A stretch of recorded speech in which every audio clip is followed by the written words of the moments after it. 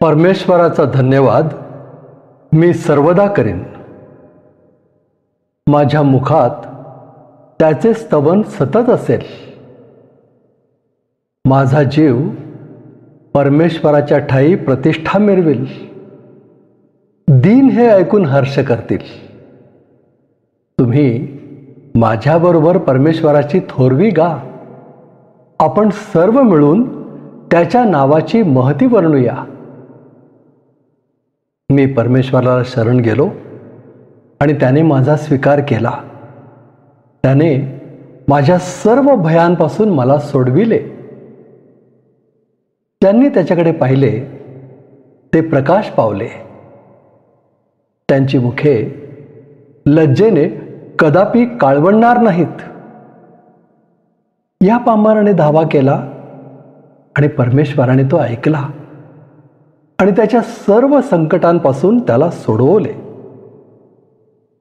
परमेश्वराचा दूत त्याचे भय धरणाऱ्यांसभोवती छावणी देतो व त्यांचे संरक्षण करतो. परमेश्वर किती चांगला आहे याचा अनुभव घेऊन पहा. जो त्याच्यावर भाव ठेवतो तो पुरुष धन्य. परमेश्वराचे पवित्र जन हो, त्याचे भय धरा, कारण त्याचे भय धरणाऱ्यांना काही उणे पडत नाही. तरुण सिंहांनाही वाण पडते व त्यांची उपासमार होते, पण परमेश्वराला शरण जाणाऱ्यांना कोणत्याही चांगल्या वस्तूंची वाण पडत नाही. शालोम प्रियजन हो, अनुग्रह प्रार्थना सहभागितेच्या आजच्या या ऑनलाईन उपासनेमध्ये आपणा सगळ्यांचं मनपूर्वक स्वागत. आजच्या उपासनेला सुरुवात करण्यापूर्वी प्रार्थना करूया आणि उपासना प्रभूच्या हाती देऊया. परमदयाळू परमेश्वरा, आमच्या उद्धारक देवा, आमच्या आश्रयाच्या खडका, तू किती चांगला आहेस याचा अनुभव आम्ही नेहमीच घेतो. प्रभू, तू आम्हाला आशीर्वाद देण्यासाठी उत्सुक आहेस. हे आमच्या कल्पनेच्या पलीकडे आहे. प्रभू, तू आमच्यावर एवढं प्रेम करतोस आणि तरीही आम्ही तुला अनेक वेळा दुखावतो. त्याबद्दल आम्ही तुझी क्षमा मागतो. प्रभू, आज आम्ही तुझी आराधना करण्यासाठी एकत्र आलेलो आहोत. आम्ही तुला विनंती करतो, ही आराधना करण्यासाठी तूच आमचं सहाय्य कर. आमचं अशक्तपण तुझ्या शक्तीने भरून काढ. आणि प्रभू, आम्ही आत्म्याने खरेपणानं तुझी उपासना करावी, तुला आनंद द्यावा, यासाठी आमचं सहाय्य कर. आजची सर्व उपासना तू चालव. तुझ्या इच्छेनुसार ही उपासना होऊ दे आणि उपासनेच्या शेवटी तुझ्या सानिध्याचा अनुभव आम्ही घेतलेला असावा आणि तो आशीर्वाद आम्ही इतरांनाही द्यावा, म्हणून तू आमचं सहाय्य कर. आता आम्ही सर्वजण स्वतःला तुझ्या स्वाधीन करतो. ही प्रार्थना येशू आमचा तारणारा त्याच्या नावानं करतो, म्हणून तू ऐक. आमेन. चला तर प्रियजन हो, त्या परमेश्वराची उपकार स्तुती करूया. तो किती चांगला आहे ह्याचा अनुभव घेऊया. गेल्या आठवड्यामध्ये माझी जरा धावपळच झाली. साराला बरं नव्हतं, तिला ॲडमिट करावं लागलं. अशावेळी तुम्ही सगळ्यांनी आमच्यासाठी प्रार्थना केली. प्रार्थनेमध्ये उचलून धरलत. तुमचे मनपूर्वक आभार. आता सारा पूर्णपणे बरी आहे. तिची प्रकृती पूर्णपणे सुधारत आहे. याबद्दल प्रभूची स्तुती असो. आजचं पहिलं गीत शर्ली आणि शेरील सादर करतायत. ऐ मेरे मन प्रभू की तू आराधना कर, क्योंकि वो भला है. चला त्यांच्याबरोबर आपणही प्रभूची स्तुती करूया.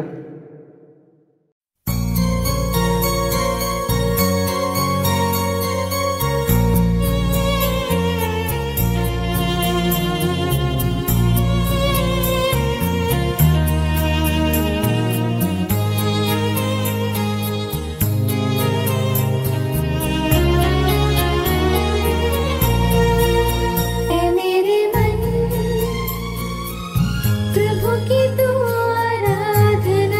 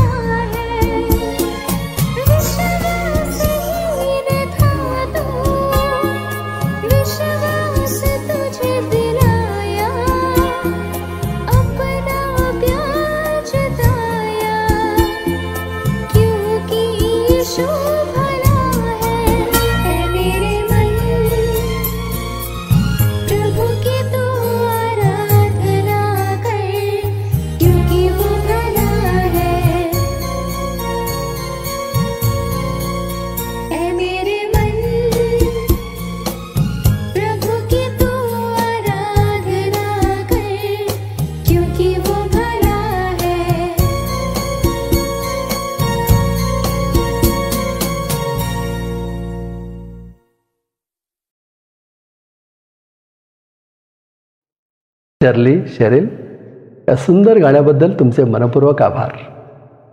आता वैशालीताई स्तोत्रसंहिता 1 यावर आधारित हे सुंदर गीत सादर करते.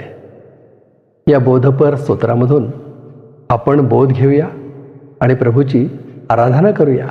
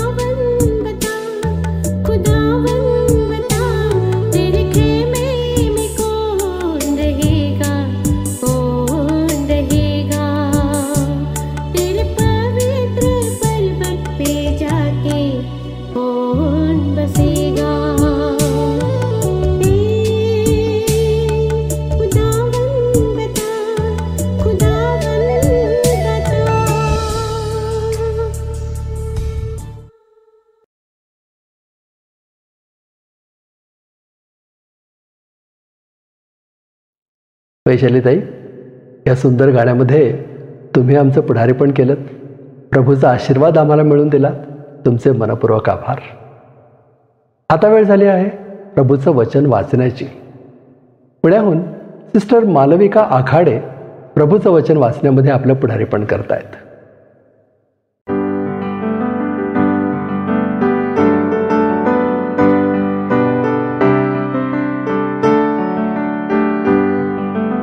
Praise the Lord. परमेश्वराचे आभार मानते, त्याच्या नावाला धन्यवाद देते, कारण पुन्हा एकदा या प्रेयर फेलोशिप मध्ये वचनाची सेवा करण्याची, वचन वाचण्याची संधी परमेश्वराने मला दिलेली आहे. सर्वप्रथम परमेश्वराच्या नावाला धन्यवाद देते, त्याची उपकार स्तुती करते, कारण त्याचं वचन सांगतं त्याप्रमाणे बोलावलेले पुष्कळ आहेत, परंतु निवडलेले थोडके आहेत. आणि शिक्षक दिनाच्या दिवशी सुद्धा हाच विषय होता. बाळकसाहेबांनी अतिशय उत्तम रीतीने आम्हाला मार्गदर्शन केलं आणि तो कार्यक्रम अतिशय उत्तम रीतीने पार पडला. जरी कमी लोक होते तरी सुद्धा निवडलेले होते आणि आशीर्वाद घेऊनच आम्ही त्या ठिकाणातून बाहेर पडलो. देवाच्या नावाला धन्यवाद देते. आजच्या मननाकरिता जो शास्त्रभाग निवडलेला आहे तो कलसीकरास पत्र याचा 2रा अध्याय वचन 16 ते 19. तर मग खाण्यापिण्याविषयी तसेच सण, अमावास्या किंवा शाबात पाळण्याविषयी कोणाला तुमचा निर्णय करू देऊ नका. या बाबी पुढे होणाऱ्या गोष्टींच्या छाया आहेत. शरीर तर ख्रिस्ताचे आहे. लीन म्हणवून घेण्याच्या इच्छेने देवदूतांची उपासना करणाऱ्या, स्वतःला दिसणाऱ्या गोष्टींवर अवलंबून राहणाऱ्या व दहीर बुद्धीने उगीच गर्वाने फुगणाऱ्या कोणा माणसाला तुम्हाला फसवून तुमच्या बक्षिसास मुकवू देऊ नका. असा माणूस मस्तकाला धरून राहत नाही. त्या मस्तकापासून सर्व शरीराला सांधे व बंधने यांच्या योगे पुरवठा होत आहे व ते दृढ जडले जात असता त्याची ईश्वरी वृद्धी होते. वाचलेल्या वचनावर प्रभू परमेश्वर आशीर्वाद देव. त्याच्याच नावाला मान, महिमा, गौरव आता निस्ता सर्व काळ असो. आमेन.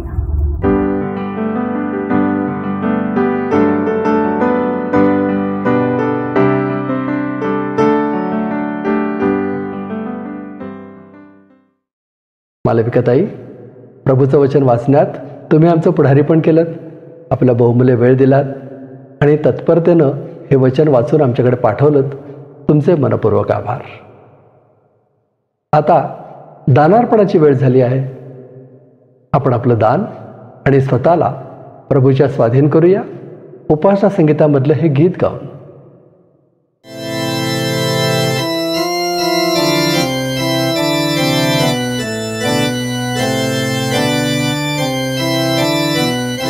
आपण उपासना संगीतामधून 511 क्रमांकाचं गीत गाऊया, जे सर्वांच्या परिचयाचं गीत आहे. ख्रिस्तार्पणमस्तु, अवघे ख्रिस्तार्पणमस्तु. आणि हे गीत गात असताना आपण आपलं दान परमेश्वराच्या सेवेसाठी अर्पण करूया. परमेश्वर आपल्या सर्वांना आशीर्वादित करो. आमेन. ख्रिस्तार्पणमस्तु, अवघे ख्रिस्तार्पणमस्तु. मनात ये विचारतो तो ख्रिस्तार्पणमस्तु.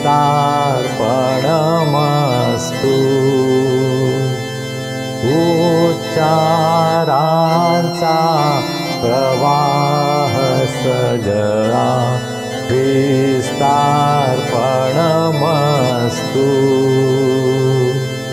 आचारांची सर्व मालिका ख्रिस्तार्पणमस्तु.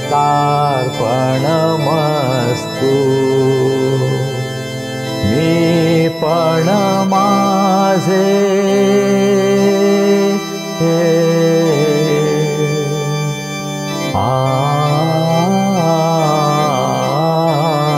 अवघे ख्रिस्तार्पणमस्तु.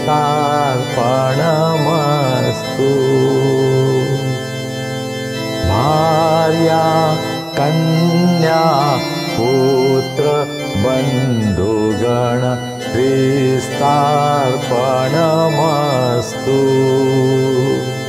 मोठे पण वा लहानपण हे ख्रिस्तार्पणमस्तु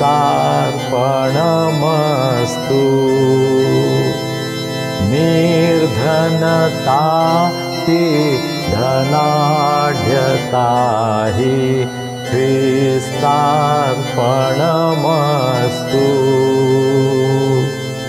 प्रपंच अवघा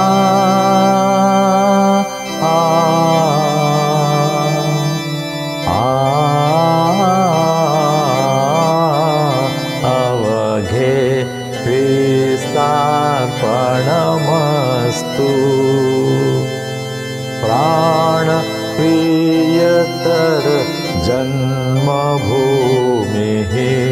ख्रिस्तार्पणमस्तु दैन्य हिचे वा वैभव हिचे ख्रिस्तार्पणमस्तु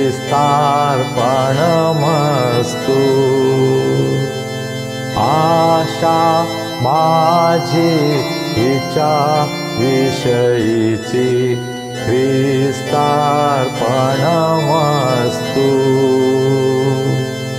मम अश्रू हे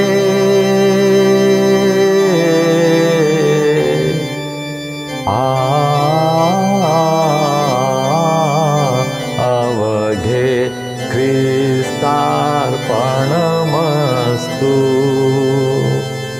निंदा स्तुतीचे गारुड सगळे ख्रिस्तार्पणमस्तु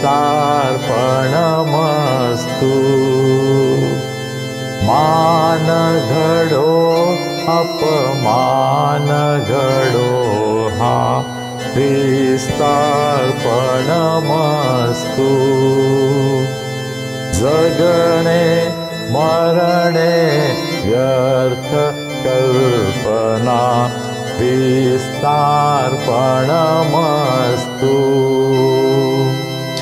जग हे सारे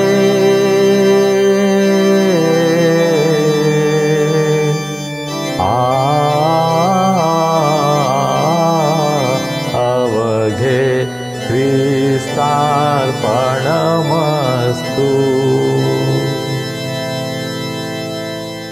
आपण आपलं दान प्रभूच्या हातामध्ये सोपूया, प्रार्थना करूया. हे आमचे अत्यंत प्रेमळ परमेश्वरा, आम्ही तुझे मनापासून उपकार मानतो. आजचा सुंदर दिवस तो आम्हाला आमच्या जीवनामध्ये दाखवलास. तुझी स्तुती आराधना करण्यासाठी, तुझं वचन ऐकण्यासाठी प्रभू हा सुंदर प्रसंग तो आम्हाला दिला आहेस, त्याबद्दल आम्ही तुझे उपकार मानतो. तू आम्हाला आमच्या जीवनामध्ये अनेक आशीर्वाद दिले आहेत. तू आमची काळजी घेतोस, आमचं संरक्षण करतोस, आमच्या सर्व गरजा पुरवतोस. प्रभू तुझ्या विश्वासूपणाबद्दल, चांगुलपणाबद्दल आम्ही मनापासून तुझे उपकार मानतो. तू आम्हाला जे काही दिलं आहे त्यामधूनच अत्यंत अल्पसं दान आज आम्ही तुझ्या भांडारामध्ये आणलं आहे. प्रभू या दानाचा तू स्वीकार कर, हे आशीर्वादित कर. या दानाचा उपयोग तुझं कार्य या जगामध्ये अधिक वाढण्यासाठी, अनेकांना तुझी ओळख होण्यासाठी होऊ दे.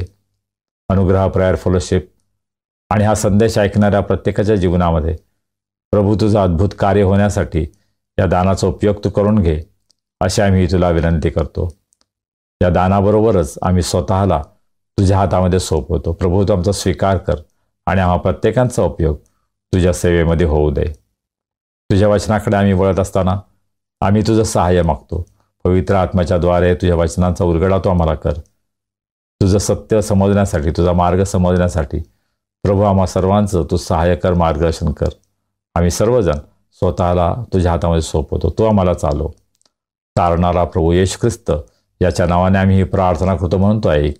आमेन.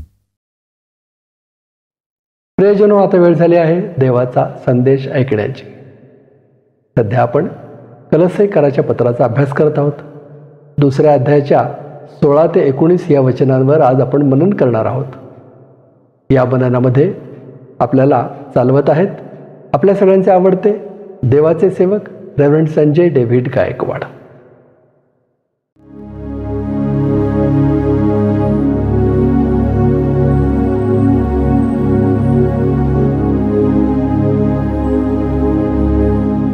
शालोम. कसे आहात आपण सर्व?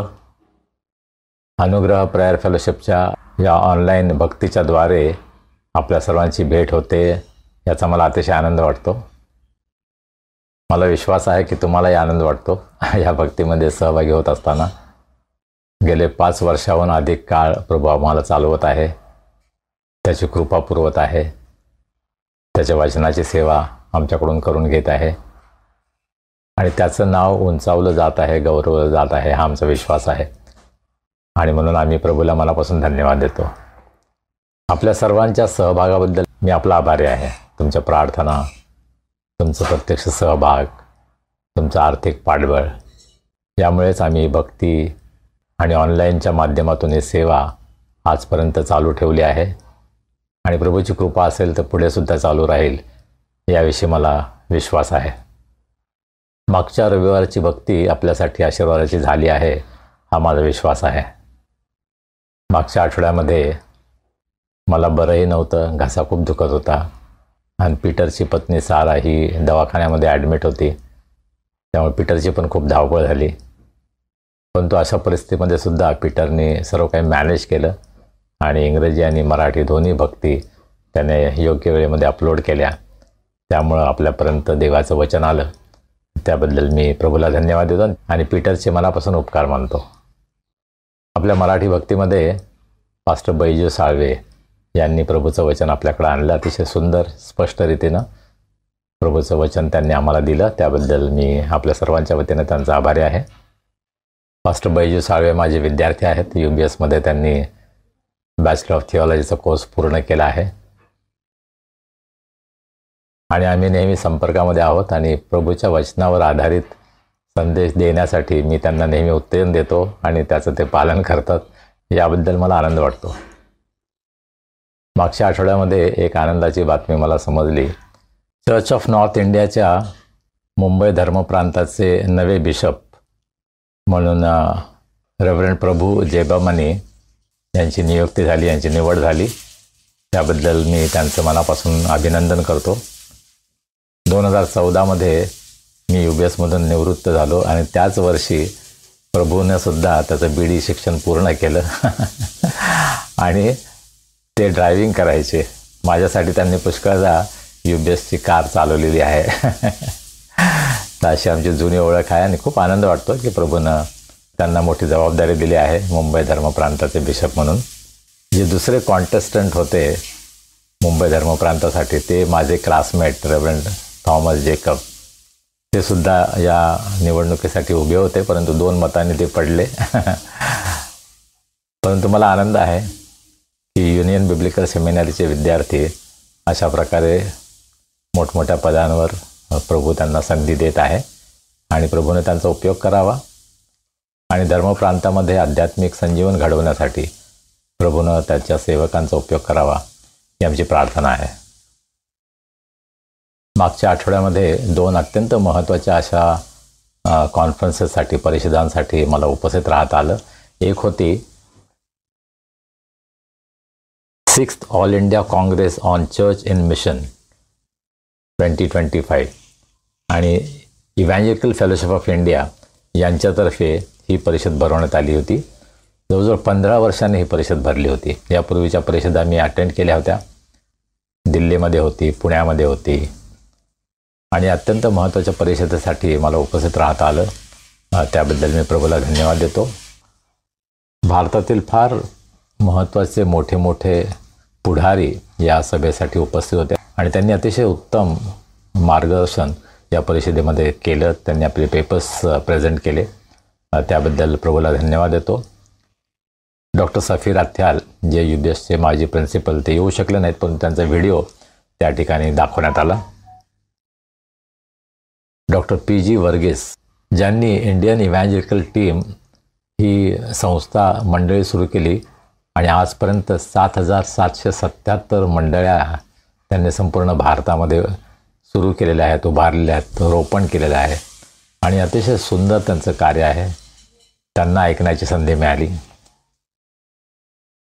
Reverend doctor A.K. लामा जे नॉर्थ ईस्टमधून येतात आणि बॅप्टिस्ट चर्चचे ते मोठे पदाधिकारी आहेत, त्यांनी अतिशय सुंदर संदेश आणि आव्हान आम्हाला केलं. डॉक्टर जयकुमार ख्रिश्चन ज्यांनी अनेक वर्ष वर्ल्ड विजनमध्ये मोठ्या पदावर सेवा केली. Doctor Vinay Samuel, doctor John Dayal, doctor Bennett Lawrence जे ATAचे जनरल सेक्रेटरी आहेत. पुन्हा आमचे UBSचे एक विद्यार्थी रेव्हरंड डॉक्टर राम सुरत, महाराष्ट्रातले एक मोठे नेते रेव्हरंड डॉक्टर अतुल गमकर, माझे classmate doctor PC Matthew, advocate Patsy David, असे फार सुंदर वक्ते या संमेलनासाठी लाभले होते आणि त्यांच्याद्वारे आम्हा सर्वांना फार मोठा आशीर्वाद मिळाला. खरं म्हणजे 300 लोकांसाठी ही मर्यादित होती, परंतु 450 लोक या परिषदेसाठी उपस्थित होते. 12 लहान ग्रुप्स गटांमध्ये वेगवेगळे वर्कशॉप होते, ट्रॅक्स होते आणि अत्यंत महत्त्वाच्या विषयांवर या लहान गटांमध्ये चर्चा करण्यात आली. त्याचे रिपोर्ट सादर करण्यात आले आणि पुढे काय करायचं यासंबंधी निश्चित योजना करण्यात आली. केवळ एक फार चांगली कॉन्फरन्स झाली, हालेलुया, प्रेज द लॉर्ड, चला घरी जाऊया असं नाही, परंतु इथून पुढच्या काळासाठी मंडळीच्या समोर आव्हानं काय आहेत, मंडळीला काय दिशा द्यायची आहे या संबंधामध्ये मला असं वाटतं अत्यंत महत्त्वाच्या गोष्टीची चर्चा झाली आणि निर्णय घेण्यात आले. त्याबद्दल मी प्रभूला खरोखर धन्यवाद देतो आणि मला या परिषदेमध्ये उपस्थित राहता आलं त्याबद्दल मला आनंद वाटतो. याच वेळेस महाराष्ट्र ख्रिश्चन लीडर्स कमिटी नावाची एक संघटना कार्य करत आहे. रेव्हरंड सुज्ञान बनसोड यांच्या पुढारीपणाखाली महाराष्ट्रातील अनेक पुढारी एकत्र येतात आणि महाराष्ट्रातील मराठी मंडळांना, महाराष्ट्रातील सेवकांना उत्तेजन देण्याच्या दृष्टिकोनातून ते प्रयत्न करत आहेत. त्यामध्ये सुद्धा मला थोडा वेळ भाग घेता आला, त्याबद्दल मी प्रभूला धन्यवाद देतो. या ठिकाणी 2 प्रमुख जे वक्ते होते, माझे मित्र पास्टर स्किनर थॉम्सन जे न्यू लाईफ फेलोशिप कोल्हापूरचे सिनियर पास्टर आहेत आणि बिशप सेल्विन पॉल जे नागपूरमध्ये असतात. या 2 प्रमुख वक्त्यांनी देवाच्या वचनातून मार्गदर्शन केलं आणि अत्यंत व्यावहारिक गोष्टीमध्ये त्यांनी सर्व उपस्थितांना सल्ला दिला. त्याबद्दल मी प्रभूला धन्यवाद देतो. खरं म्हणजे मला खूप बरं नव्हतं, माझा घसा भयंकर दुखत होता, परंतु प्रभूनं मला स्पर्श केला, आरोग्य दिलं आणि त्यामुळं या रविवारचा संदेश मी देऊ शकतो. त्याबद्दल मी प्रभूला धन्यवाद देतो. मी नेहमीच प्रार्थनेच्या विनंत्या देतो आणि आपल्यापैकी अनेकांनी प्रार्थना केल्या, धीर दिला, सपोर्ट केला, त्याबद्दल मी आपल्या सर्वांचा अतिशय आभारी आहे. आपण आपल्या अभ्यासाकडे वळूया. कलस्सेकरास पत्राचा अभ्यास आपण करत आहोत. 2ऱ्या अध्यायामध्ये 16 ते 19 या वचनांचा अभ्यास आज आपण करणार आहोत आणि आपल्यासाठी आजचं शास्त्रवाचन मिसेस मालविका आखाडे यांनी केलं. त्यांनासुद्धा मागच्या आठवड्यामध्ये बरं नव्हतं, परंतु तरीसुद्धा प्रभूने त्यांना स्पर्श केला, आरोग्य दिलं आणि त्या हे रीडिंग करू शकल्या आणि वेळेमध्ये त्यांनी आम्हाला पाठवलं. त्याबद्दल मी त्यांचा आभारी आहे. इंग्रजीमध्ये अनघा ओहोळ हिला मी कधीही सांगितलं तर ती तयार असते.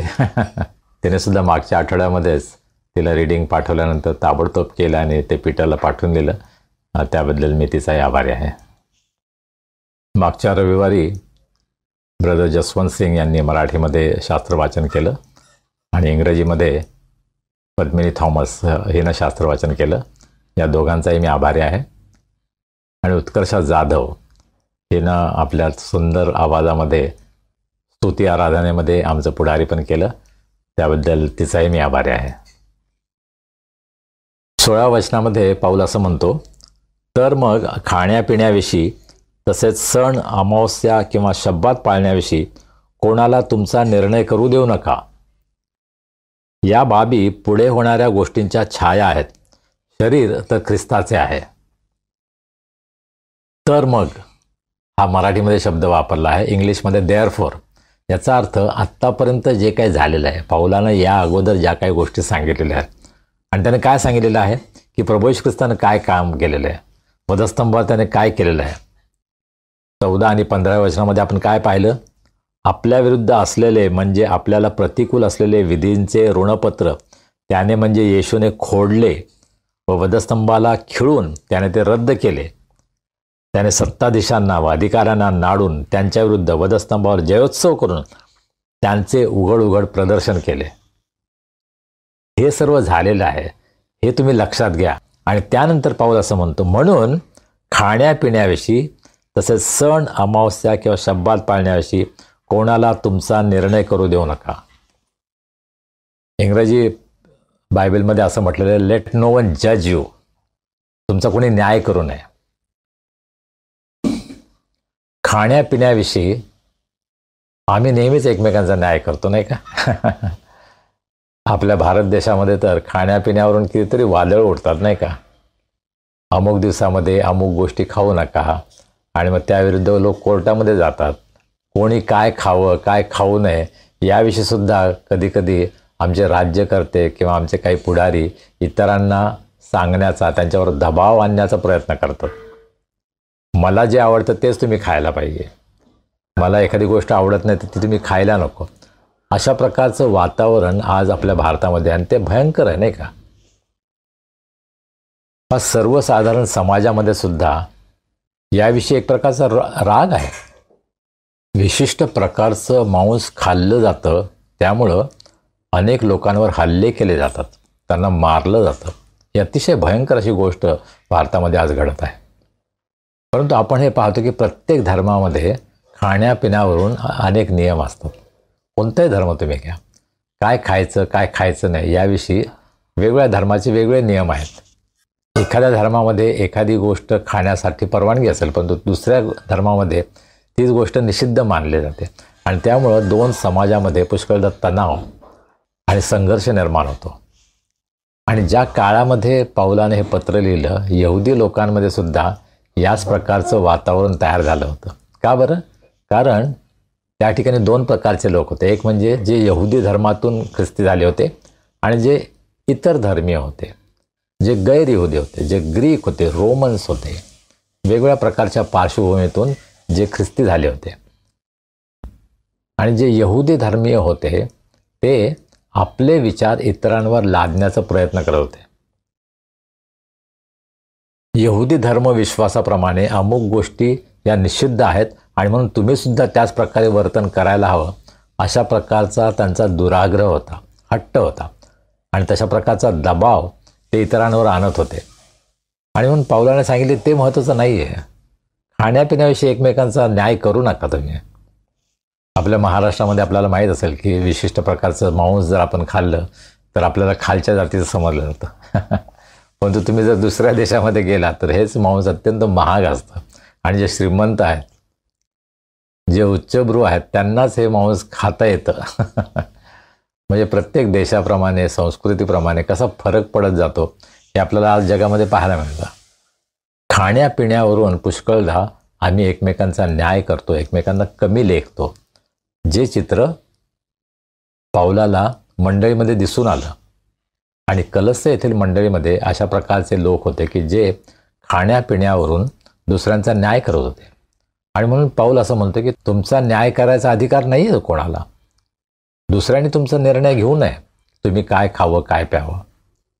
प्रभू येशू ख्रिस्ताने तर सांगितलं नाही का, प्रार्थना करून खाल्लेलं सर्व काही शुद्ध आहे, अशुद्ध काहीच नाही.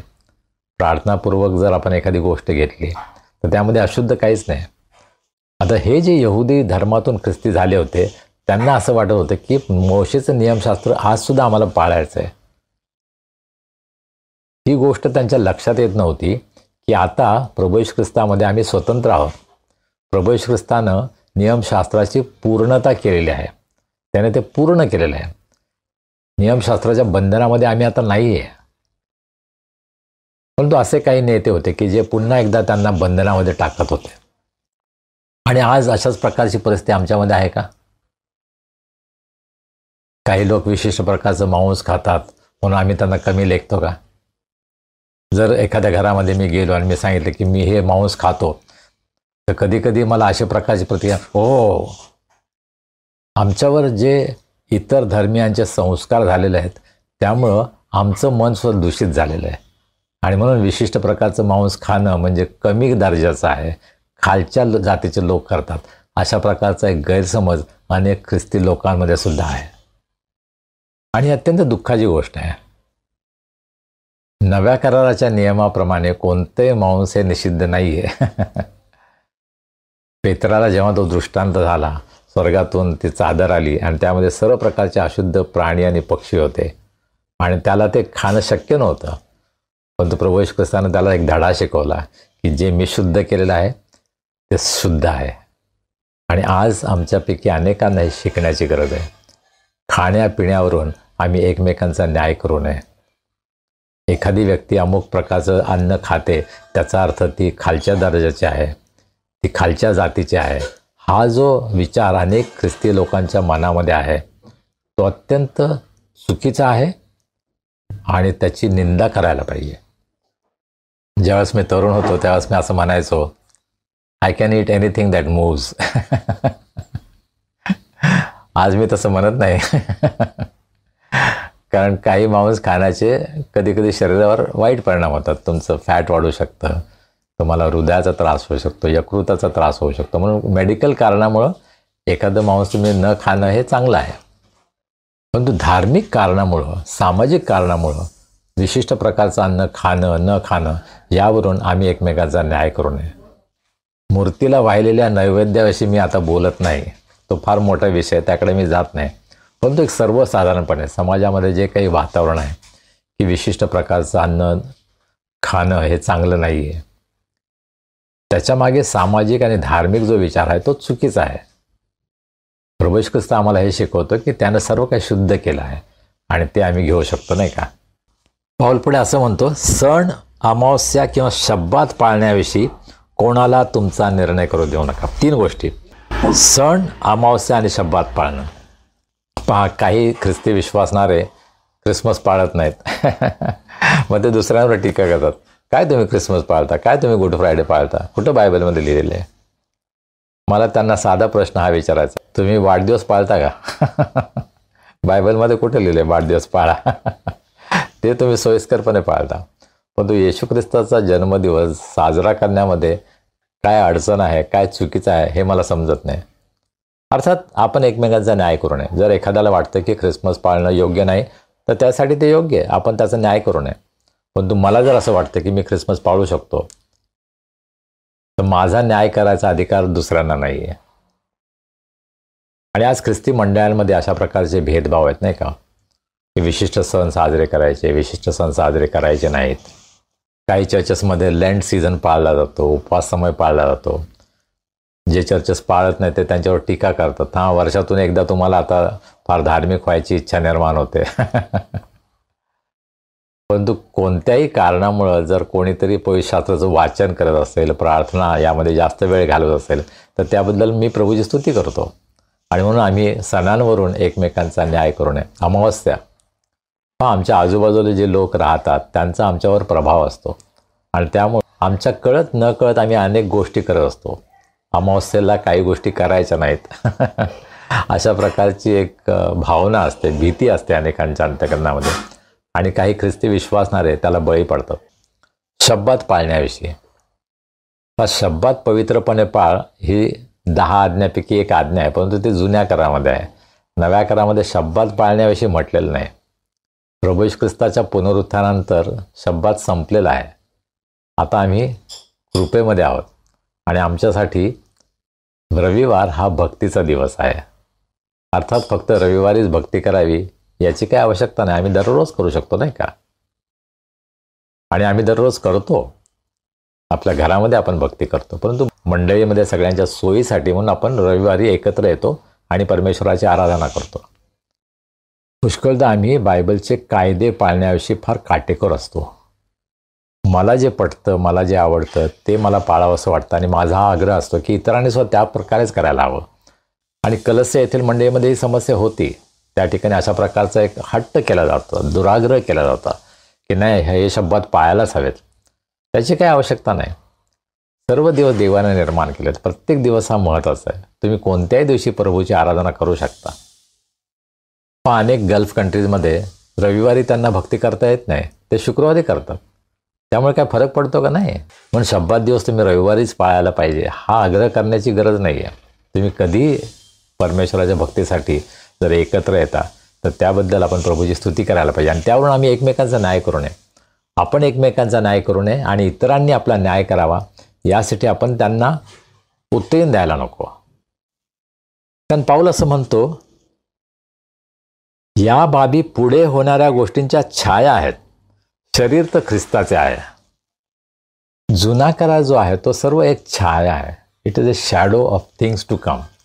पुढे ज्या गोष्टी घडणार होत्या आणि प्रभू येशू ख्रिस्तामध्ये नियमशास्त्र पूर्ण झालेलं आहे. प्रभू येशू ख्रिस्ताने सर्व गोष्टी पूर्ण केल्या. त्यामुळे आम्हाला आता छायेमध्ये राहण्याची गरज नाही. आम्हाला सत्य माहीत झालेलं आहे. त्या सत्यामध्ये आम्हाला आता वाटचाल करायची आहे.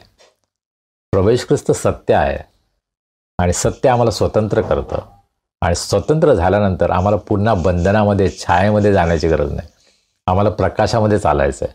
प्रभूच्या प्रकाशामध्ये इथून पुढे आम्हाला वाटचाल करायची आहे. आणि म्हणून जुन्या करारावर जास्त भर देऊन जुन्या करारामधील सण, जुन्या करारामधील परंपरा, प्रथा यांच्यामध्ये अडकून न राहता आज प्रभूमध्ये मला जे स्वातंत्र्य आहे त्याचा उपयोग मी प्रभूच्या सेवेसाठी, भक्तीसाठी, आराधनेसाठी कसा करू शकतो याचा विचार आम्हाला करायची गरज आहे. शरीर तर ख्रिस्ताचं आहे. महत्त्वाचा मुद्दा हा आहे की आमचं शरीर ख्रिस्ताचं आहे, माझं नाही आहे. मला आवडतं म्हणून मी करत नाही, परंतु येशू ख्रिस्ताला यामधून आनंद मिळेल का, येशू ख्रिस्ताला गौरव मिळेल का, हा विचार मी माझ्या मनामध्ये करायला हवा. आणि एखाद्या गोष्टीमुळे जर माझ्या शरीराचा नाश होत असेल तर मला सावध होण्याची गरज आहे. कारण हे शरीर ख्रिस्ताचं शरीर आहे, हे माझं नाही आहे, हे आता ख्रिस्ताचं आहे. आणि म्हणून या शरीराची काळजी घेणं हे माझी जबाबदारी आहे.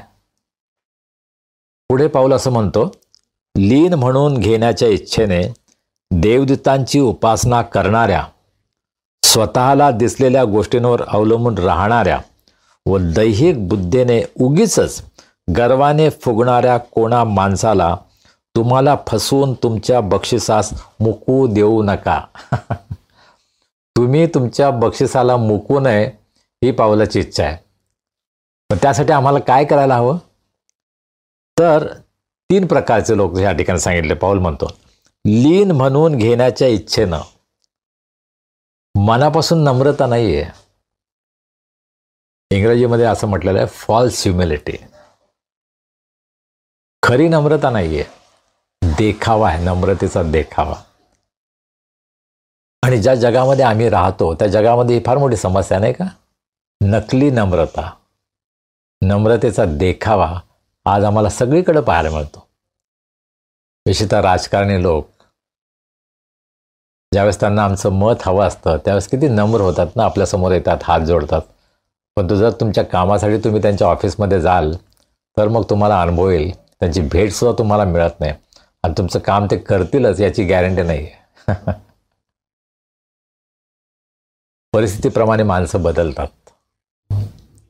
आज मंडळांमध्ये सुद्धा अशाच प्रकारचं चित्र आहे. पुलपिटवरून बोलताना कदाचित आम्ही फार नम्रतेने बोलू, पण ज्यावेळेस एखाद्या व्यक्तीबरोबर आमचा संबंध येतो, ज्यावेळेस एखाद्या व्यक्तीला आम्हाला मदत करायची असते त्यावेळेस ती नम्रता आमच्यामध्ये आहे का. आणि ही फार दुःखाची गोष्ट आहे की आज अनेक देवाच्या सेवकांमध्ये नम्रता नाही आहे. त्यांना एक प्रकारचा आध्यात्मिक गर्व झालेला आहे. इतरांवर टीका करणं, इतरांना कमी लेखणं यामध्ये त्यांना अतिशय अभिमान वाटतो, आनंद वाटतो. इतरांचे दोष दाखवण्यापेक्षा माझ्यामध्ये काय दोष आहेत ते मला असं वाटतं मला पाहण्याची गरज आहे. आणि म्हणून खोटी नम्रता, खोटी लीनता दाखवण्यापासून मी स्वतःला आवरायला हवा. कलस्य येथील मंडळीमध्ये दुसरी समस्या काय होती, ते देवदूतांची उपासना करत होते. आपण यापूर्वी पाहिलेलं आहे की जे खोटं शिक्षण कलस्य येथील मंडळीमध्ये होतं त्यामध्ये एक गोष्ट म्हणजे देवदूतांची उपासना करणं.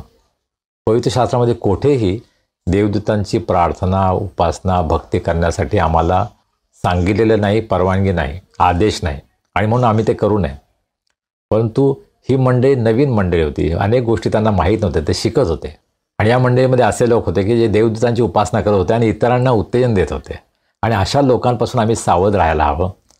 अशा प्रकारे पाऊल त्यांना इशारा देत आहे. आणि आज मंडळीमध्ये कदाचित याची गरज आहे. आपल्याला माहीत आहे 2 नोव्हेंबरच्या दिवशी कब्रस्थानामध्ये खूप गर्दी असते आणि अनेक चुकीच्या गोष्टी, चुकीच्या प्रथा त्या ठिकाणी पाळल्या जातात.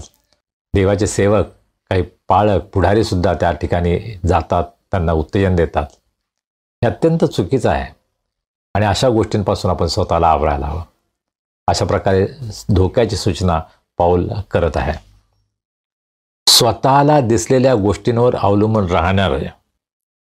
याचा अर्थ माझा वैयक्तिक अनुभव काय आहे, देवाच्या वचनापेक्षा सुद्धा माझा अनुभव मोठा आहे, अशा प्रकारचं एक चित्र आम्हाला काही लोकांमध्ये आढळून येतं. काही जण आपलं साक्षी सांगतात, त्याच्यामध्ये देवाच्या वचनाविरहित, देवाच्या वचनाच्या विरुद्ध अशा अनेक गोष्टी ते सांगतात. जसं प्रभू येशू ख्रिस्त माझ्यासमोर उभा राहिला, प्रभू येशू ख्रिस्ताने माझ्यासमोर गुडघे टेकले, प्रभू येशू ख्रिस्ताने मला हे केलं ते केलं.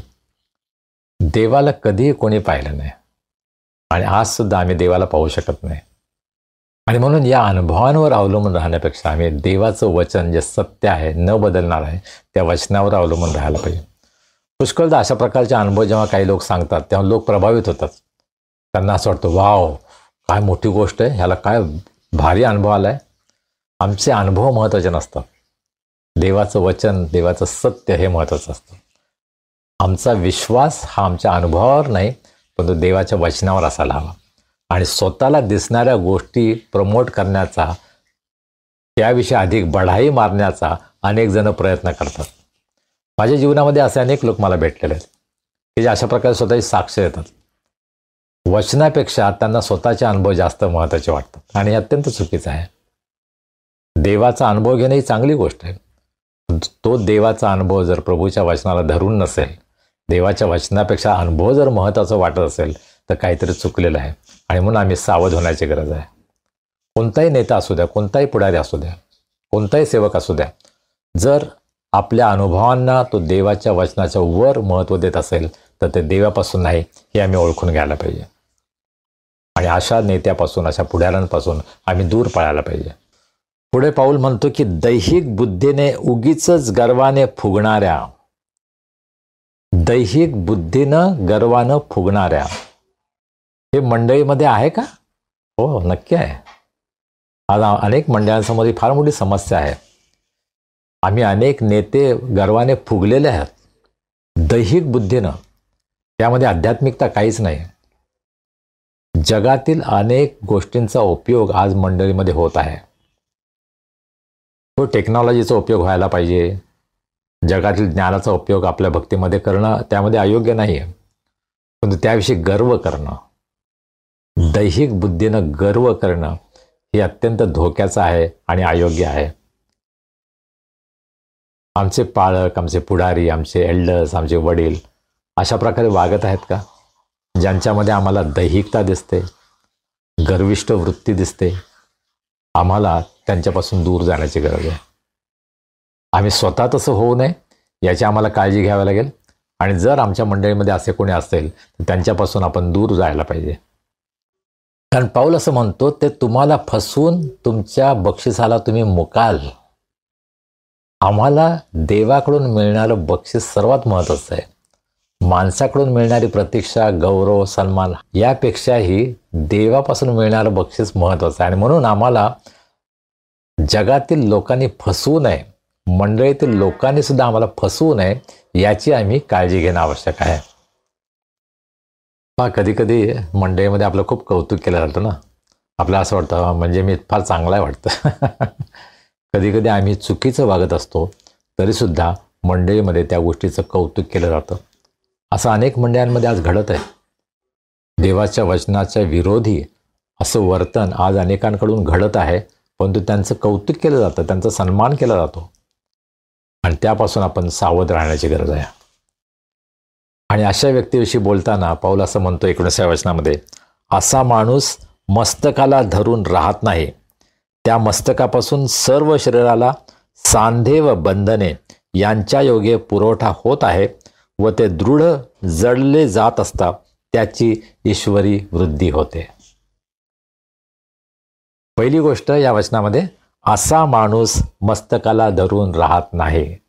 मस्तक कोण आहे? प्रभू येशू ख्रिस्त. 18व्या वचनामध्ये ज्या व्यक्तीचं वर्णन केलेलं आहे की ज्यांच्यामध्ये खोटी नम्रता आहे, जे देवदूतांची उपासना करतात, जे स्वतःला दिसलेल्या गोष्टींवर अवलंबून राहतात, जे दैहिक बुद्धीनं गर्वाने फुगलेले आहेत, असा माणूस मस्तकाला धरून राहत नाही. तो ख्रिस्ताजवळ नाहीये, तो ख्रिस्ताच्या जवळ नाहीये, तो ख्रिस्तावर अवलंबून नाहीये, ख्रिस्ताचं आज्ञापालन करत नाहीये. आणि ही भयंकर गोष्ट आहे. आणि म्हणून आम्ही सावध असण्याची गरज आहे. जगामध्ये दिसणाऱ्या सर्वच गोष्टी, मंडळीमध्ये दिसणाऱ्या सर्वच गोष्टी चांगल्या आहेत असं नाही. आज मंडळांमध्ये अनेक अयोग्य चुकीच्या गोष्टी घडत आहेत. आणि म्हणून आम्हाला तपासून पाहण्याची गरज आहे. वचनाप्रमाणे हे घडत आहे का, की आमच्या परंपरेप्रमाणे, आमच्या इच्छेप्रमाणे आम्ही करत आहोत. आणि अतिशय सुंदर चित्र पाऊल या ठिकाणी सांगतो. त्या मस्तकापासून म्हणजे येशूपासून सर्व शरीराला पुरवठा होत आहे. येशूपासून मंडळीला, शरीराला पुरवठा होत आहे आणि ते दृढ होत आहे. आज प्रभू मंडळी बांधत आहे, मंडळीची उभारणी करत आहे आणि ते प्रभू येशू ख्रिस्त स्वतः करत आहे. तो आम्हाला एकत्र बांधत आहे. पण तो कदाचित आम्ही ओळखत नाही. आम्ही स्वतःच्या स्वार्थी विचारानं, संकुचित विचारानं, पापी वृत्तीनं देवाच्या कार्यामध्ये अडखळ निर्माण करतो. प्रभू आपली मंडळी बांधत असताना आम्ही आपल्या स्वार्थी विचारानं त्या मंडळीमध्ये कलह, द्वेष, हेवे दावे, फुटी निर्माण करत असो, तर आम्ही प्रभूला जबाबदार आहोत. आम्ही प्रभूच्या कार्यामध्ये अडखळण करत आहोत. आणि मी तसं करत नाही ना, याची काळजी मला घेण्याची गरज आहे. मग प्रभू त्याच्या मंडळीमध्ये कार्य करत आहे, त्याच्या मंडळीला तो बांधत आहे. एक स्थानिक मंडळी नाही, पण तू संपूर्ण जगामध्ये जी असलेली ख्रिस्ताची मंडळी आहे, जी डोळ्यांना दिसत नाही, इनव्हिजिबल चर्च, अदृश्य जी मंडळी आहे, ती मंडळी प्रभू उभारत आहे. प्रभूची इच्छा आहे की आम्ही सुद्धा त्यामध्ये सहभागी व्हावं. आम्ही त्या प्रभूच्या कार्याला विरोध करणार आहोत की आम्ही प्रभूच्या कार्याला सहकार्य करणार आहोत आणि मंडळीच्या वृद्धीमध्ये आपण सुद्धा हातभार लावणार आहोत. आपल्याला निर्णय घ्यायचा आहे. प्रभू आम्हा सर्वांना आशीर्वादित करो. आमेन. प्रार्थना करूया. सर्व समर्थ जिवंत प्रभुदेवा, आम्ही तुझे मनापासून उपकार मानतो, कारण आज तू आम्हा सर्वांना एकत्र आणलंस. तुझी स्तुती आराधना करण्यासाठी, तुझ्या वचनावर मनन करण्यासाठी प्रभू हा सुंदर वेळ तू आम्हाला दिलास, याबद्दल आम्ही तुझे उपकार मानतो. आम्ही प्रार्थना करतो प्रभू, जे काही वचन आज आम्ही ऐकलं आहे त्यावर आम्ही अधिक मनन करावं. आणि तू आमच्याशी जे काही बोलत आहेस, तू आम्हाला सांगत आहेस, त्याप्रमाणे आम्ही आमच्या जीवनामध्ये तुझं आज्ञापालन करावं, आचरण करावं. यासाठी आम्हा सर्वांना तुझी कृपा तू पुरव. आज आमच्यामध्ये कोणी दुःखी आहेत, निराश आहेत, संकटात आहेत, त्रासात आहेत, प्रभू आम्ही त्यांना तुझ्या दयासनासमोर उंच करतो. आज तू त्यांची भेट घे, त्यांना स्पर्श कर, आरोग्य दे. तुझी शांती, तुझा आनंद त्यांच्या जीवनामध्ये त्यांना अनुभवास येऊ दे. आज आम्ही विशेष रीतीनं संपूर्ण महाराष्ट्रामध्ये पावसानं, पुरानं जो धुमाकूळ घातलेला आहे आणि जे सर्व लोक त्यामुळे बाधित झाले आहेत, शेतकरी, सर्वसामान्य लोक, प्रभू आम्ही त्यांची आठवण करतो. दया कर प्रभू, कृपा कर, त्यांचं संरक्षण कर, त्यांची गरज पूर्ण कर. त्यांना लागणारं अन्न, धान्य, गरजेच्या वस्तू यांचा पुरवठा त्यांना तू कर. आणि सरकारने यावेळेस धावून जावं, त्यांना मदत करावी. आणि या संकटामधून बाहेर येण्यासाठी प्रभू सर्व प्रकारे त्यांनी प्रयत्न करावेत. यासाठी आम्ही सरकारसाठी प्रार्थना करतो प्रभू, त्यांनाही तुझी कृपा तू पुरव. मंडळी या नात्यानं प्रभू आमच्यावर जी जबाबदारी आहे, आम्ही इतरांना सहाय्य करावं, मदत करावी, संकटामध्ये त्यांचा आधार व्हावा, यासाठी आम्हाला सुद्धा तू प्रेरणा दे. आमचा उपयोग तू करून घे. आमच्यामध्ये ज्यांचे वाढदिवस आहेत, विवाहाचे वर्धापन दिन आहेत, प्रभू त्या सर्वांबद्दल आम्ही तुला धन्यवाद देतो, तुझी स्तुती करतो. प्रार्थना करतो प्रभू, त्यांचं इथून पुढचं जीवन अधिक आणि अधिक आशीर्वादित कर. त्यांची प्रत्येक गरज पूर्ण कर आणि त्या प्रत्येकाच्या जीवनाद्वारे तुझं गौरव होऊ दे, ही आम्ही तुला विनंती करतो. त्या येणाऱ्या आठवड्यामध्ये तू आम्हा सर्वांचा सांभाळ कर, आम्हाला सुरक्षित ठेव, निरोगी ठेव. तुझी स्तुती आराधना करण्यासाठी आम्हा सर्वांना तू एकत्र आण. मान, महिमा, गौरव आम्ही तुला देतो आणि ही प्रार्थना तारणारा प्रभू येशू ख्रिस्त याच्या नावाने आम्ही करतो म्हणून तो ऐक. आमेन. प्रभूने शिकवलेली प्रार्थना करूया. हे आमच्या स्वर्गातील पित्या, तुझे नाम पवित्र मानले जाओ, तुझे राज्य येवो, जसे स्वर्गात तसे पृथ्वीवरही तुझ्या इच्छेप्रमाणे हो. आमची रोजची भाकर आज आम्हाला दे, जसे आम्ही आपल्या अपराधांची क्षमा करतो, तशी तू आम्हाला आमच्या अपराधांची क्षमा कर आणि आम्हास परीक्षित नकोस, तर आम्हास वाईटापासून सोडव. कारण की राज्य, सामर्थ्य आणि गौरव हे सर्व काळ तुझीच आहेत. आमेन. आणि आता देव बापाची प्रीती, प्रभू येशू ख्रिस्ताची कृपा, पवित्र आत्म्याची सहभागिता, शांती, आनंद आणि आरोग्य आम्हा सर्वांसह, आमच्या कुटुंबाबरोबर, देवाच्या सर्व लोकांबरोबर आता आणि सदा सर्व काळ असो. आमेन.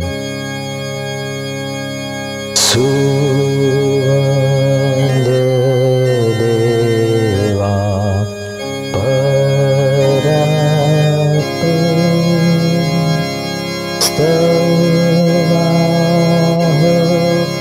त्याला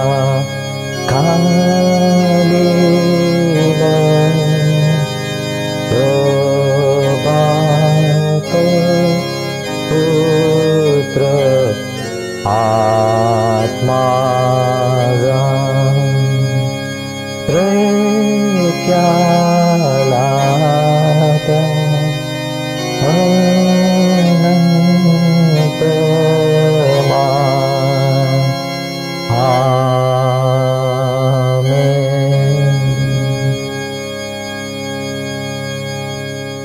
शालोम. काय प्रियजन हो, कशी वाटली उपासना? आशीर्वाद मिळाला? मग हा आशीर्वाद तुमचे मित्रमंडळी, नातेवाईक यांना देताय ना? चला आता भेटूया पुढील रविवारी. तोपर्यंत शालोम.